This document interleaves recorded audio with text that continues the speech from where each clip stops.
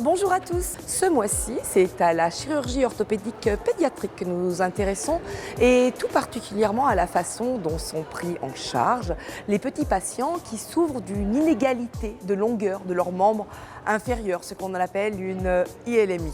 Nous serons reçus par toute l'équipe du docteur Alice Fassier. Bonjour docteur Alice Fassier. Alors pour commencer, quel est le spectre des pathologies prises en charge dans ce service de chirurgie orthopédique pédiatrique ? Ce qui est le plus fréquent, c'est la traumatologie, les enfants qui se font des fractures ou bien des infections. Dans les pathologies qu'on appelle froides, nous avons ce qui est organisé, que l'on prend en charge au long cours, les pathologies qui sont tumorales, les pathologies liées au handicap, les pathologies liées au traumatisme sportif, comme les pathologies du genou, les ligaments croisés, et d'autres anomalies qui sont beaucoup plus rares, ce qui est davantage ma spécialité, qui concerne les malformations.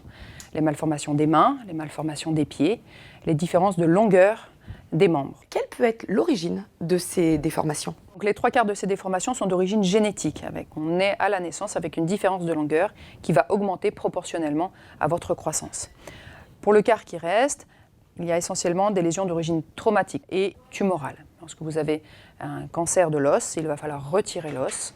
Et cette partie d'os, si elle concerne également un cartilage de croissance, la croissance ne se fera pas. Votre discipline a été marquée par de véritables innovations, des révolutions pour la correction de ces ILMI. Pouvez-vous nous décrire les différentes options qui s'offrent à nous ? Si vous avez une petite inégalité de longueur, de moins de 5 cm, vous allez pouvoir mettre une semelle à l'intérieur de votre chaussure, si vous avez un petit pied, ou sous la semelle de la chaussure. Si l'inégalité de longueur est plus importante, il va falloir avoir une chaussure sur mesure. Si l'inégalité de longueur est de plus de 10 cm, ce ne sera pas possible d'utiliser une chaussure normale, il faudra utiliser une prothèse. Si vous avez une inégalité de longueur plus importante, différents systèmes existent. Il y a plus de 50 ans, a été inventé par monsieur Ilizarov, un chirurgien russe, un système avec des anneaux métalliques qu'on place à l'extérieur de la peau, c'est un fixateur externe, et avec 2 anneaux métalliques, on peut faire une distraction osseuse.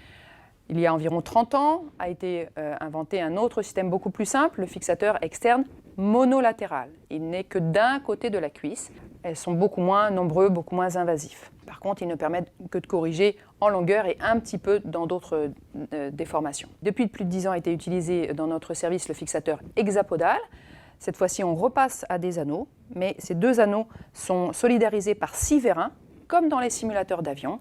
Et ces 6 vérins nous permettent de corriger non seulement les problèmes de longueur, mais tous les problèmes de défaut d'axe, en avant, en arrière, en rotation.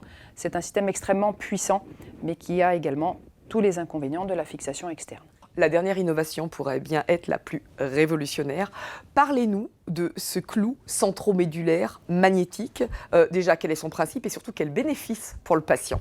L'avantage considérable de cette fixation interne, c'est qu'il n'y a plus aucun matériel visible à l'extérieur du corps. Les enfants peuvent vivre cela beaucoup plus facilement car le matériel n'est pas visible et la kinésithérapie, la rééducation peut se commencer plus tôt avec beaucoup moins de douleurs et beaucoup moins de complications d'infection qu'avec tous les systèmes précédents. La vitesse d'allongement est identique à tous ces systèmes d'allongement de fixation externe ou de fixation interne.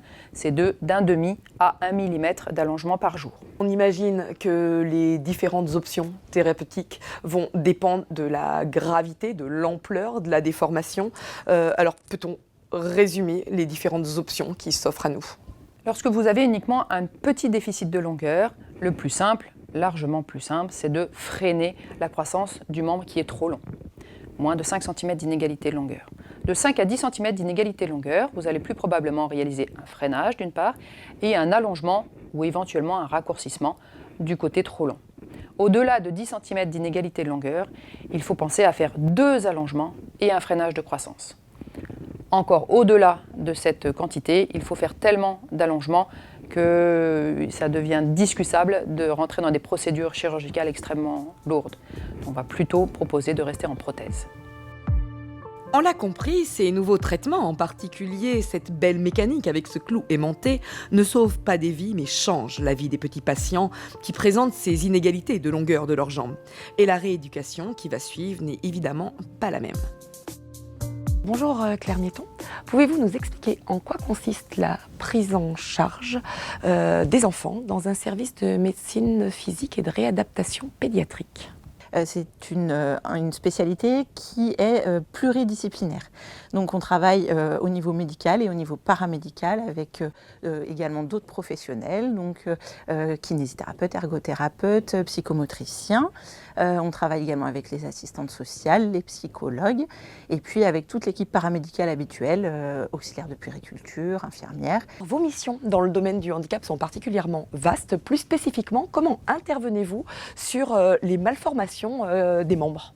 Donc notre rôle pour les enfants qui souffrent de malformations de membres, c'est toujours de travailler en concertation pluridisciplinaire avec les chirurgiens, c'est-à-dire du coup de voir les enfants le plus tôt possible au moment du diagnostic pour une évaluation la plus précoce possible. Ensuite, on va lui proposer le suivi de l'appareillage ou la chirurgie si elle devient nécessaire. Bonjour Anne Berrudier, quels moyens mettez-vous en œuvre pour accompagner les familles et les orienter vers les meilleurs traitements possibles ?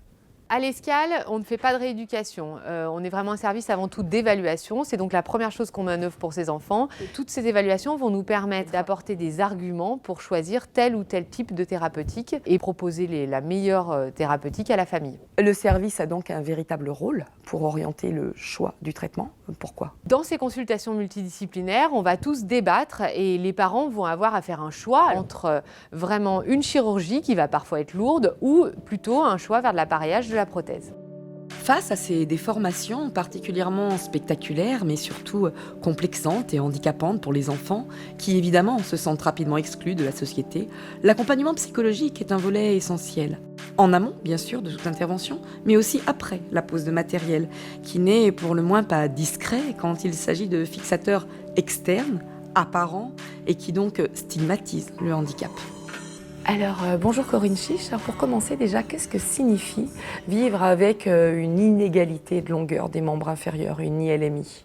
Eh bien, écoutez, ça signifie beaucoup de souffrance, et pour l'enfant, et pour sa famille, les parents particulièrement, qui ont souvent beaucoup de culpabilité d'avoir eu un enfant pas parfait. Vous avez une grande expérience du suivi des patients. Concrètement, comment les aidez-vous ? On les voit très régulièrement. À peu près une fois tous les 15 jours, on joue beaucoup sur leurs forces, parce qu'il faut être fort pour accepter un tel traitement. On les encourage énormément, il faut les valoriser énormément. C'est un traitement qui est long, qui va les marquer, qui a un impact sur leur vie, mais avec un résultat. Et ça encourage. Damien Decran a rencontré Théo, qui a bénéficié de la pose d'un clou magnétique pour corriger son ILMI et qui a accepté de témoigner. Un reportage. Je suis né avec une déformation de la jambe. Au début, elle était petite, elle était d'1 centimètre, mais pour un bébé, c'est quand même beaucoup.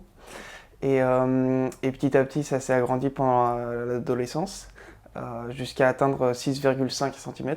Théo grandit donc avec ce handicap, qu'il perçoit comme une légère gêne seulement. À l'aide de chaussures orthopédiques, il pratique de nombreux sports, dont le tennis en compétition, et ne se sent aucunement limité dans ses pratiques. J'avais le choix, je pouvais vivre avec ces 100 cm en ayant des chaussures orthopédiques toute ma vie. Mais j'ai préféré faire une opération parce que je voyais tous mes potes qui avaient des chaussures, des belles chaussures, un peu plus normales.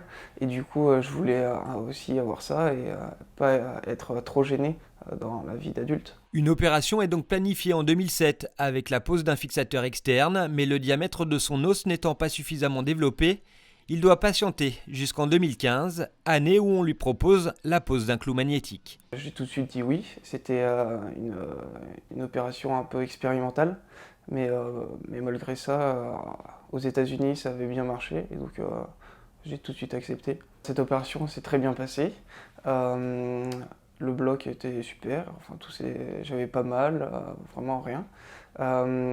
Et donc après l'opération, je devais faire des agrandissements de 1 mm par jour. Donc c'était 0,5 mm le matin et 0,5 mm le soir. Et tout ça avec un aimant que j'appliquais sur ma jambe le matin et le soir. Je ressentais rien du tout, ça se passait tout à l'intérieur et 0,5 mm c'est très peu. Et donc j'ai rien senti jusqu'au 4 cm. Ça commençait à tirer sur ma cheville pas mal. La procédure d'agrandissement est donc stoppée, 4,5 cm ont été récupérés. Après l'opération, j'ai eu des béquilles pendant 6 mois. J'ai pas pu faire de sport pendant un an et demi. Et donc c'est ça qui a été compliqué parce que moi j'étais un grand sportif. Il aura fallu 1 an et demi de rééducation avec l'aide d'un kiné pour retrouver toute la mobilité de sa jambe. Un jour au kiné, j'ai vu un homme qui avait un appareillage externe et là j'étais choqué un peu. J'étais content d'avoir le clou magnétique et je le voyais avec des complications pour marcher et puis je voyais des broches qui rentraient directement dans sa jambe. Donc j'étais content d'avoir choisi le clou magnétique. Aujourd'hui, ma jambe est en bon état. J'ai que 2 cm d'écart. Et donc tout le monde a environ 1 cm de différence. Donc j'ai une petite semelle dans mes chaussures. Et pour combler les 1 cm, mais aussi mes 2 doigts de pied. Donc dans tous les cas, je devais avoir une semelle.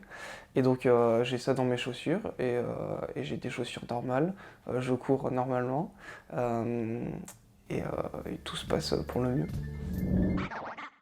Nous avons pu découvrir à travers cette émission et ce témoignage du jeune Théo que la chirurgie orthopédique pédiatrique vivait de profonds bouleversements, liés toujours à des innovations dans le matériel et avec d'énormes bénéfices pour les patients et les équipes soignantes. Alors vous nous avez fait découvrir des révolutions dans le matériel qui du coup ont mené à des révolutions dans la prise en charge des petits patients. Comment voyez-vous aujourd'hui l'avenir de votre spécialité ? Nous pouvons dire qu'il y a une nouvelle ère qui s'offre à nous dans la prise en charge des inégalités de longueur des membres chez l'enfant grâce à ce clou qui est donc interne. Nous allons peut-être pouvoir éviter la prothèse à ces enfants. Le clou aujourd'hui coûte 15 000 €.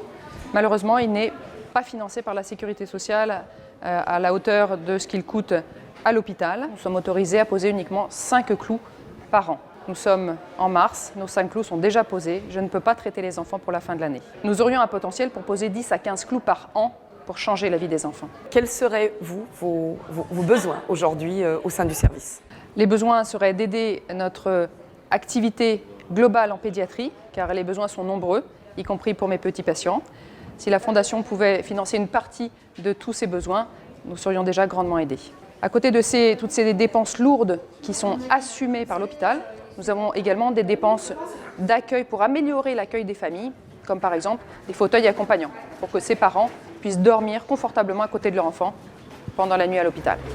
Notre émission est à présent terminée. Nous vous remercions de nous avoir suivis et nous remercions tout le service de chirurgie orthopédique pédiatrique ainsi que le service de l'Escale de nous avoir si gentiment accueillis. Rendez-vous le mois prochain.